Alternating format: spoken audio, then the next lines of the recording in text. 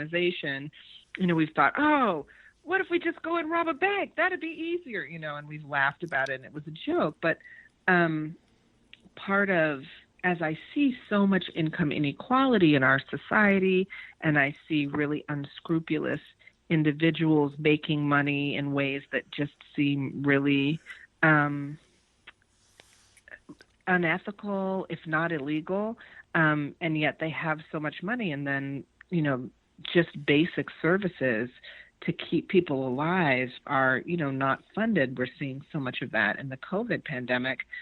There's a sense of vigilante justice, and I'm never going to rob a bank or heist anyone because I would get caught and end up in jail, and what would be the good of that? Oh, I'm right there with you. I'm not smart enough to stay out of it. Exactly. Yes.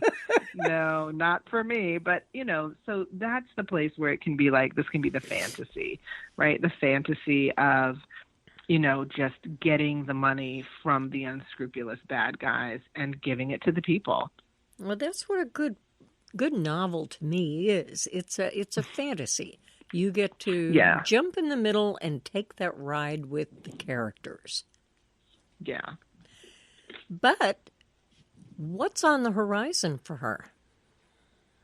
Oh, well, what's on the horizon for Marisol?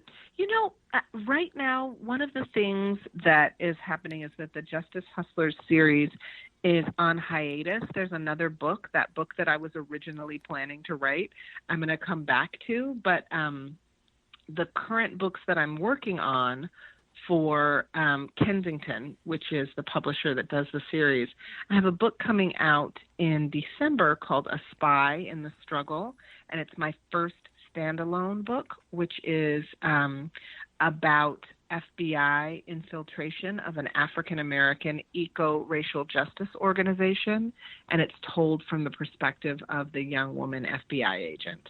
And that book is, a little paranoid and creepy, but I think not bad for these times, right? Which are, there's a lot of unusual stuff going on, and we're trying to figure out who we want to be with surveillance and, facial recognition and privacy invasion. So I feel like that book is very timely.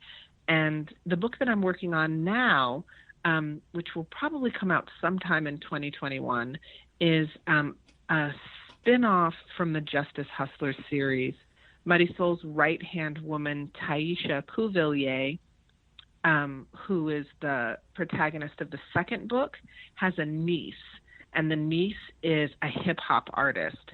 And this book that I'm writing now, which is, part of that same Justice Hustlers world, Taisha connects her niece Deza up with this rap artist who's a super mega star, and she becomes his protege, and her album becomes #1, her song becomes a really big hit, and she gets sent off on a tour, and she's like 22 and really not quite mature enough for this opportunity.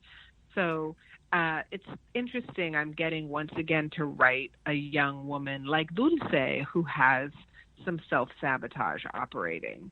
And so I'm finding that there is a certain joy in writing the bumbling sort of young adult character who's working to kind of figure out adulthood. That's probably a good angle to go with because our young people are becoming more engaged. Absolutely. I think, and young people now are so much more savvy than I was when I was young. Yeah. They're the level of emotional intelligence that the average young person has now is just leaps and bounds from what I had, and even, from what young people had 10, 20 years ago. It's just so interesting to see the way that our culture is sort of moving. Sometimes it seems simultaneously forwards and backwards. We have just a level of political, emotional, cultural, and artistic sophistication among young people that's pretty impressive. I teach creative writing, and so I really see just how much folks in their late teens and early 20s, like where they are mentally, where they are politically, where they are emotionally. And yeah, they're pretty sharp these days. Yes, they are. It's almost as though they're born with a sense of knowledge that we didn't have when we were born.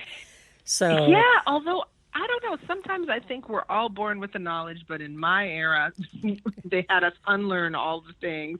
And then in our 20s and 30s, we had to learn them back. Yeah, because there's just something very genuine about these folks, and a certain lack of pretense, especially emotionally, that I think is really interesting.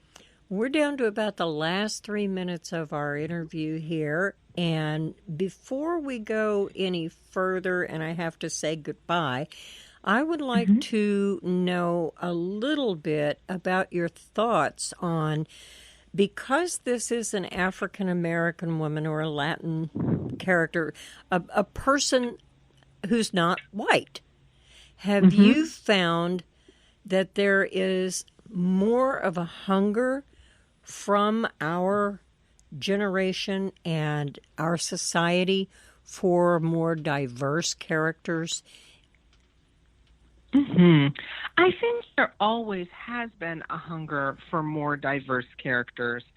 And I think that the publishing industry is really a hybrid kind of industry, that it started out with the children of some of the major kind of wealthy capitalists were like, oh, let's start a publishing house, like 100 plus years ago. And, that's an interesting way to start a business, with the model being that the wealthy, head will just throw money into it so that they can be cool and publish people and hang out with folks who write great books. But at some point in the 20th century, like in the 80s and 90s, these publishers had to become businesses. So it's been this clunky hybrid model where on the one hand, we were supposed to be publishing great literature, but on the other hand, it was also about the bottom line.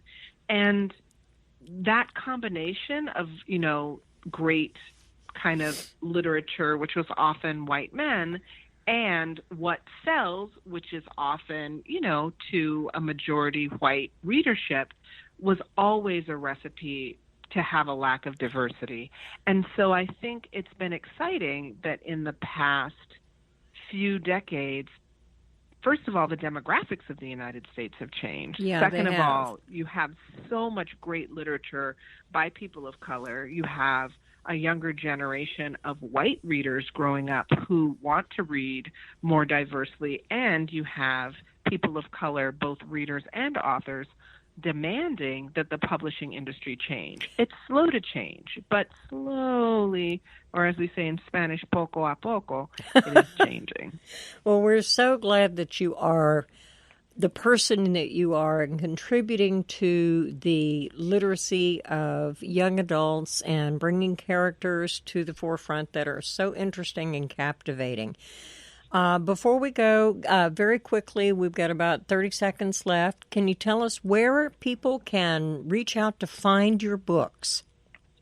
Absolutely. I've been encouraging folks to find them on Bookshop, because Bookshop does so much, bookshop.org, because it does so much to support independent bookstores. And I just will warn people that even though I'm writing these young characters, these books are very steamy and not for anyone under 18. I wasn't going to say that, but you're absolutely right, and I'm glad you did. Be warned, yes. We have been speaking with Aya DeLeon today, and we really appreciate your time and your input on this book. And folks, get out there and pick up something different today. Go read something more exciting. And we will be back with our Book Nook with another story next week. Thank you so much.